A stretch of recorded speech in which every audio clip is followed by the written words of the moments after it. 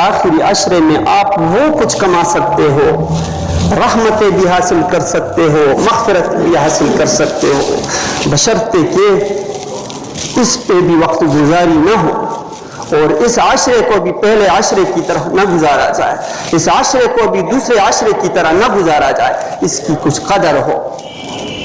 اور قدر میں نے کہا یہی ہے کہ حتی المقدور کوشش ہو، جتنی ممکن ہو سکے، جتنا آگے چلا جا سکے، انسان مکلف ہے کوشش کا، پھر اس پر نوازا جاتا ہے، اور یہ بہت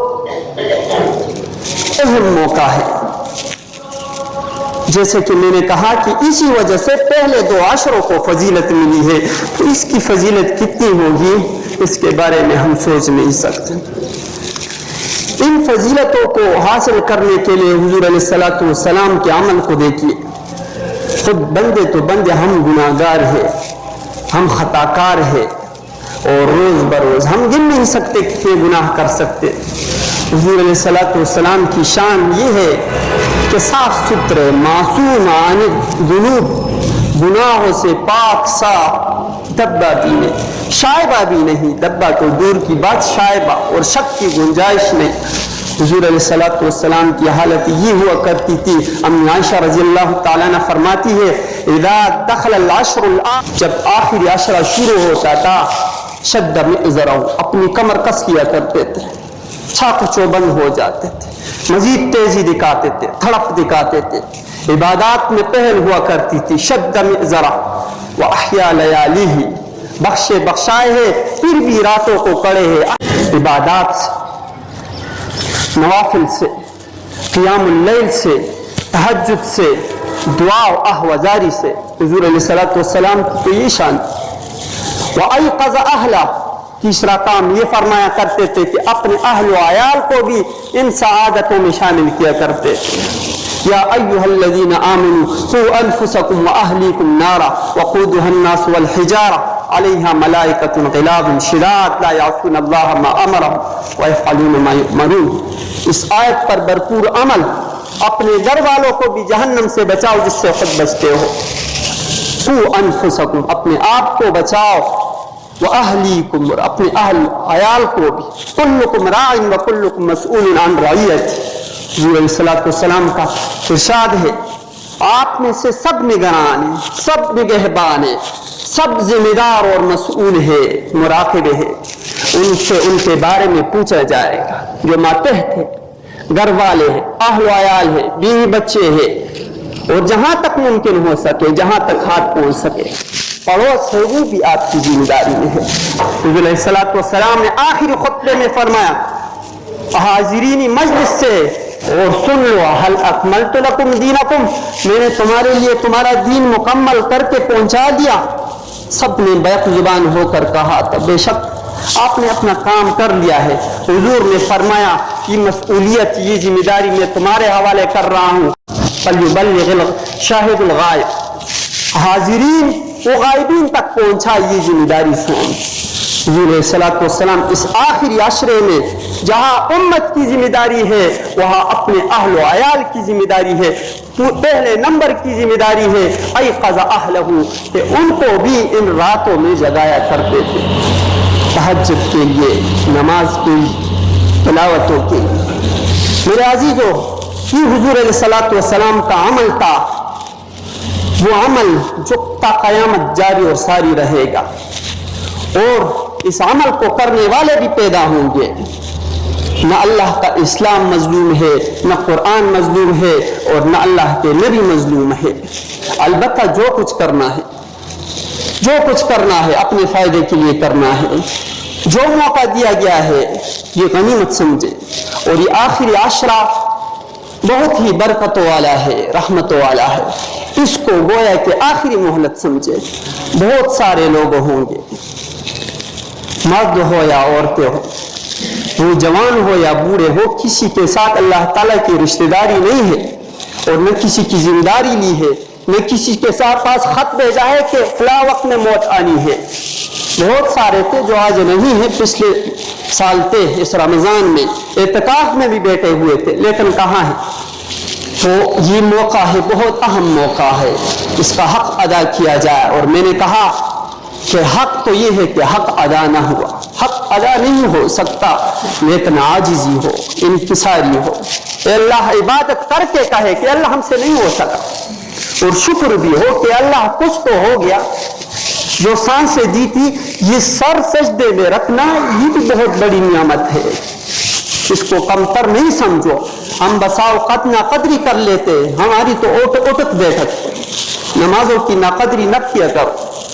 یہ سجدے کی اللہ تعالیٰ نے آپ کو سجدے کا موقع دیا ہے، اس کی قدر کرو۔ بہت سارے ایسے جن کو یہ موقع بھی نہیں دیا، بہت سارے ایسے جن کو کلمے کا موقع بھی نہیں دیا، آپ کو دیا ہے تو لازمی بات ہے آپ نے کچھ رکھا ہے، اللہ تعالیٰ نے کچھ قبولیت رکھی ہے تبھی آپ کو موقع دیا اور پہنچایا ہے اس در پر، ورنہ بہت ساروں کو یہ موقع بھی نہیں ملتا۔ ایک الحمد کے بعد دوسرے الحمد کا موقع مل جائے تو سمجھو کہ پہلا الحمد قبول ہو گیا ہے، تبھی تو مجھے موقع ملا ہے دوسرا الحمد پڑھنے کا۔ اگر ایک سجدے کے بعد دوسرے سجدے کا موقع نہ ملتا تو سمجھو کہ پہلا والا بھی ضائع چلا گیا، مجھے دوسرا موقع ہی نہیں ملا۔ یہ اللہ تعالیٰ کی شان ہے، ایک عبادت کے بعد دوسری عبادت کا موقع ملنا یہ علامت ہوتی ہے پہلے عبادت کی قبولیت کی۔ تو اس آخری عشرے میں کیا گر ہے ہمارے پاس کہ تلافی مافات ہو، جو کچھ رہ گیا ہے اس کا بھی حق ادا ہو جائے، وہ بھی حاصل ہو جائے، وہ جو تجارت میں خسارہ ہوا ہے وہ نفع بھی ہمیں مل جائے۔ کوئی ایسا گر اللہ تعالیٰ کے نبی نے خود بتا دیا، ہمیں بتانے کی ضرورت نہیں ہے۔ اور اس میں اس آخری عشرے میں اللہ تعالیٰ نے ایک خاص عبادت رکھ دی ہے اعتکاف کی، گویا کہ یہ آپ کے لیے ایک گر ہے، وہ رحمت سمیٹنے کا، وہ برکات سمیٹنے کا، اور وہ مغفرت حاصل کرنے کا جو اب سے فوت ہو چکا تھا۔ یہ آپ کو دوسرا موقع اور گر بتا دیا گیا ہے، کیونکہ اسی میں بندہ وہ تمام چیزیں حاصل کر سکتا ہے جو کسی اور موقع پر حاصل نہیں کر سکتا، ان گناہوں سے بچ سکتا ہے جو عام ماحول میں نہیں بچ سکتا۔ آپ یکسو ہو کر جب اللہ کے در پر آتے ہیں، ہجرت کرتے ہیں، تو یہ اللہ تعالیٰ کی بہت بڑی انعامت ہوتی ہے، انعام ہوتا ہے۔ اور یاد رکھو کوئی اس در سے مایوس نہیں ہوتا، ایک دن کے لیے آئے تو وہ مایوس نہیں، ایک ساتھ کے لیے آئے وہ مایوس نہیں، اور جب کوئی 10 دنوں کے لیے آئے وہ کس طرح مایوس ہو سکتا۔ خصوصی انعامات جو ہمیں ظاہر نظر آ رہی ہے، اللہ تعالیٰ گناہوں سے بھی بچا دیتے ہیں، وہ شیطان جو سرگرم ہوتا ہے عام دنوں میں بھی اور ان دنوں میں خاص طور پر نفس اور شیطان بھی ہوتا ہے، اگرچہ بڑے شیاطین قید کر دیے جاتے ہیں لیکن یاد رکھ لو کہ نفس ساتھ لگا ہوتا ہے، نفس سے چھٹکارا نہیں ہوتا۔ لیکن جب اللہ تعالیٰ کے در میں کوئی حاضر ہو گیا، حدود مسجد میں داخل ہو گیا اعتکاف کی نیت سے، تو یہ سمجھو کہ اللہ تعالیٰ کے حفظ و امان کے احاطے میں داخل ہو گیا، اور جب اللہ تعالیٰ کے حصار میں داخل ہو گیا تو پھر اس کو کوئی ضائع نہیں کر سکتا، پھر اس کو کوئی نقصان نہیں پہنچا سکتا، پھر ہزاروں شیاطین آئے، پھر اس کا ایک بال بھی بیکا نہیں کر سکتا۔ جنات کو حصار کرتے ہیں، سانپوں اور بچھیوں کا حصار کرتے ہیں، تو پھر اندر داخل نہیں ہو سکتا، یہ حصار ہوتا ہے، ایک کڑا ہوتا ہے، اور جو اللہ تعالیٰ کے حصار میں داخل ہو جائے اس حصار کو کون توڑ سکتا ہے، کس کی قدرت ہے۔ اور پھر اللہ تعالیٰ بغیر محنت کے، بغیر مشقت کے، بغیر تھکاوٹ تگ و دو کے اللہ تعالیٰ نوازتے بھی۔ آپ جنازے میں شریک نہیں ہوتے، مسجد میں بیٹھے ہوتے ہیں، آپ کو جنازے کا ثواب مل رہا ہے، آپ تیمارداری نہیں کر سکتے، اجازت نہیں ہے، کیونکہ اسلام نام ہے تابعداری کا، احکام کی پیروی کا۔ وہ کہے نماز پڑھو یہ عبادت ہے، کہے نماز نہیں پڑھو نہ پڑھنا عبادت ہے۔ عید کی نماز سے پہلے کہا نفلیں نہیں پڑھو، پڑھو گے گناہ ہوگا۔ 3 اوقات میں روک دیا، طلوع شمس کے وقت، غروب شمس کے وقت، نصف النہار کے وقت نماز نہیں پڑھو، نہ پڑھنا عبادت ہے۔ اتباع اصل میں عبادت تھے، فرما برداری اصل میں عبادت تھے، عبادت نماز نہیں، نماز میں اللہ تعالیٰ نے کہا ہے عبادت، تو تب یہ عبادت بن گئی۔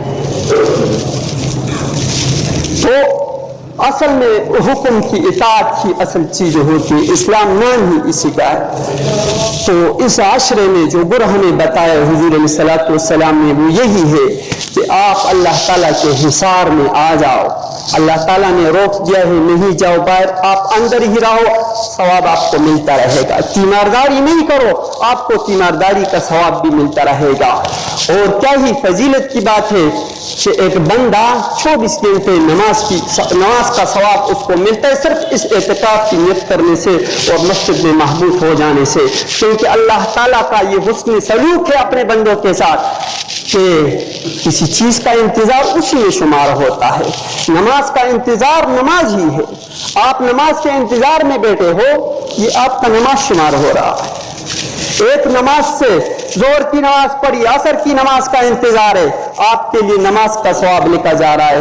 ایک معتکف کا کام کیا ہوتا ہے؟ مسجد میں بیٹھا، ڈیرا جمع ہے، بسیرا کیے ہوئے اللہ کے در پر، یہ بہت بڑی بات ہوتی ہے۔ اسے اور کیا چاہیے؟ سر سجدے میں رکھنا، انتظار میں ہوتا ہے کب امام آئیں گے، کب نماز پڑھیں گے۔ ہر نماز کے بعد وہ انتظار کرتا رہتا ہے، وہ ہے کہ اس کے 24 گھنٹے عبادت میں گزر رہے ہیں۔ اور میرے عزیز و عجیب شان ہے اس اعتکاف کی، آپ گھر چھوڑ رہے ہو، آپ بیوی بچے چھوڑ رہے ہو، آپ اہل و عیال چھوڑ رہے ہو، آپ دنیا سے منہ موڑ رہے ہو، تجارتیں اپنی جگہ پر، کاروبار اپنی جگہ پر، معاملات اپنی جگہ پر، آپ سب کو طلاق دے کر اور بزبان حال اللہ کے پاس پہنچ کر آپ یہ گواہی دیتے کہ اللہ یہ کچھ نہیں کر سکتے، نہ اولاد کچھ کر سکتا ہے، نہ کاروبار کچھ ہے، نہ اس میں کچھ فائدہ ہے، نہ تجارتوں میں کچھ فائدہ ہے، اور دنیا ایک طرف میں تجھے ہی خالق مانتا ہوں، تجھے ہی معبود مانتا ہوں اور تیرے در پر آیا ہوں۔ بزبان حال بندہ یہ کہہ رہا ہو، لیکن یاد رکھ لو بعض معتکفین اعتکاف کر کے بھی محروم ہو جاتے ہیں۔